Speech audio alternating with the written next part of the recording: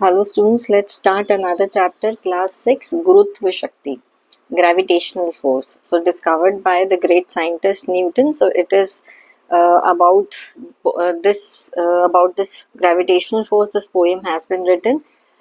तो who is the poet? Hemant स्नेही. देखो यहाँ पे दिया हुआ. ओके, ये पोएट का नाम. First question. सो स्टार्ट करते हैं. शाम सुहानी थी, पेड़ों पर पत्ते झूम रहे थे. धीरे धीरे एक बाग में न्यूटन घूम रहे थे. तरह तरह की खुशबू से महका था बाग फलों का. आया तभी कहीं से कोई एक हवा का झोंका.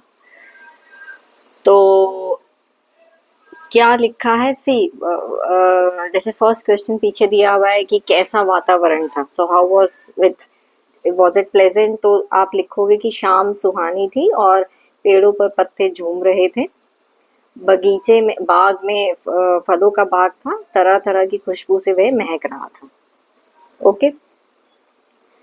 उसके बाद क्या है? टपकर शोर हुआ, न्यूटन ने देखा मुड़कर पीछे, किसी पेड़ से एक सेब था गिरा टूट कर नीचे. तो न्यूटन ने क्या देखा? न्यूटन ने देखा कि एक सेब पेड़ से नीचे गिर गया है. यही देखकर बुद्धिमान न्यूटन का सिर चकराया. बुद्धिमान मतलब इंटेलिजेंट.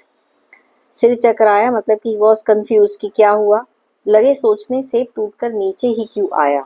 तो क्या देखकर उसका सिर चकराया? देखो, अगर 1 मार्क क्वेश्चन होगा तो सिर्फ यही कि उसने देखा कि सेब पेड़ से नीचे टूटकर नीचे गिर गया है, यह देखकर उसका सिर चकराया. लेकिन अगर 2 मार्क्स का हो तो then you have to write in detail.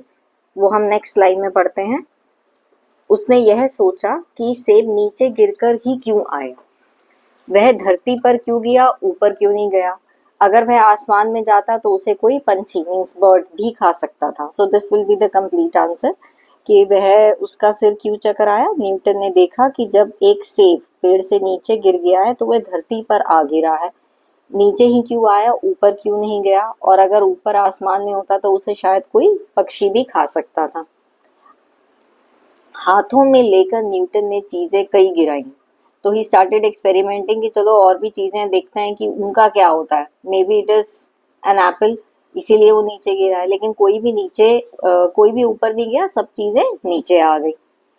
तब उसको सारी बात समझ में भी आ गई. क्या? कि पृथ्वी में है एक बड़े चुंबक का सा आकर्षण.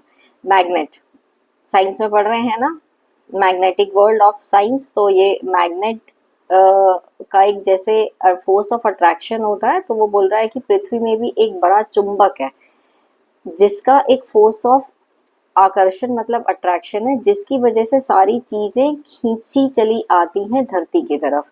इसी शक्ति के बल पर ही हम धरती पर रहते हैं. तो he made a conclusion that because of this we are able to stay. अब जाओ जहाँ पे ग्रेविटी नहीं है स्पेस में, एवरीबडी इज फ्लोटिंग. तो लेकिन धरती पे तो we don't float. Why? Because of the gravitational pull of earth. पृथ्वी की इसी ताकत को गुरुत्व शक्ति कहते हैं. डन. इजी सी पोएम है. क्वेश्चंस देख लेते हैं. अब देखो, ये हम कर चुके हैं. कैसा दृश्य था? न्यूटन घूम रहे थे, बाग महक रहा था. न्यूटन कौन थे? चलो, न्यूटन एक बहुत महान वैज्ञानिक थे जिन्होंने गुरुत्व शक्ति की खोज की. देखो क्या है कि whenever we had done, you remember in science, what are the steps? The first is observation. You need to have a good observation, then develops the curiosity कि हाँ भाई ये क्यों हो रहा है. अब तुम ऑब्जर्व तो कर रहे हो लेकिन you are not getting curious. In fact observation भी नहीं है, बिकॉज रूटीन चीज है, कोई इतना ध्यान ही नहीं देता. इसने ध्यान दिया, इससे पहले सबने देखा था कि things are falling down, but nobody focus that how is it possible that everything is coming down. So this is called a scientific eye, right? चलो, उसके बाद MCQ करें. न्यूटन के अनुसार पृथ्वी में कौन सी विशेष आकर्षण है? चुंबक वाला. किस शक्ति के बल पे हम रहते हैं? गुरुत्व शक्ति के बल पे. अपने हाथों में बार बार चीजें गिरा रहे थे, सब नीचे आ रही थी. ये हम कर चुके हैं. दृश्य का वर्णन कीजिए. पीछे मुड़कर क्या देखा? This also we have done. उनको यह समझ में आने लगा, क्वेश्चन नंबर 3, कि सारी चीजें धरती की तरफ ही आकर्षित होती हैं, ऊपर उछाली हुई भी नीचे ही आती हैं, आसमान में नहीं रहती.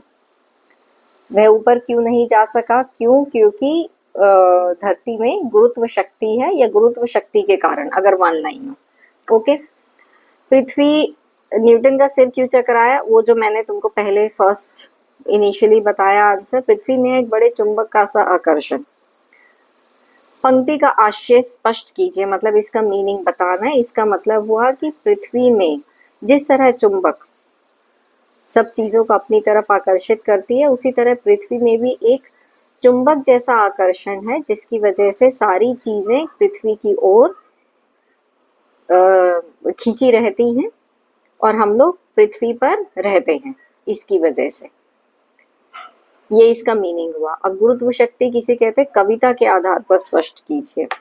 तो इसको हम ऐसे लिखेंगे, गुरुत्व शक्ति वह शक्ति है जिसके द्वारा सारी चीजें पृथ्वी की ओर आकर्षित होती हैं, जमीन से जुड़ी रहती हैं, और यह हमें जमीन से सारी चीजों को बांध कर रखता है। ओके, अभी वैल्यू बेस्ड क्वेश्चन, हम अपने भीतर किस प्रकार की शक्तियों का विकास करके एकता और मनुष्यता को बनाए रख सकते हैं। अब देखो इसमें क्या है कि जैसे पृथ्वी से सारी चीजें बंधी रहती हैं, उसी तरीके से हमें अपना भेदभाव भुलाकर आपसी प्रेम से रहना चाहिए।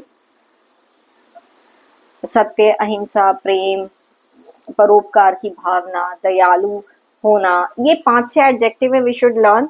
वो हर एक आंसर मॉरल वैल्यू में तुम लिख सकते हो, राइट। तो ये मनुष्यता के गुण हैं, हमें आपसी प्रेम से रहना चाहिए, इससे अच्छे नागरिक हम लोग बनते हैं, अच्छे समाज की स्थापना होती है, इससे हम इसमें एकता का भाव आता है। ये पूरा विश्व एक परिवार के समान है, इसीलिए हम उसे वसुधैव कुटुंबकम भी बोलते हैं। ओके, तो देखो कुछ कुछ चीजें होती हैं ना जो हर चैप्टर में आपको मिल जाती हैं।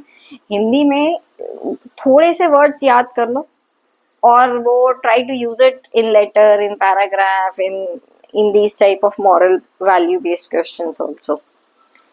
ओके, और इसके अंदर कुछ भी नहीं है, बहुत इजी पोएम है, और आएंगे तो एमसीक्यू और आना मुश्किल है। एंड न्यूटन कौन था, ये सब। ओके।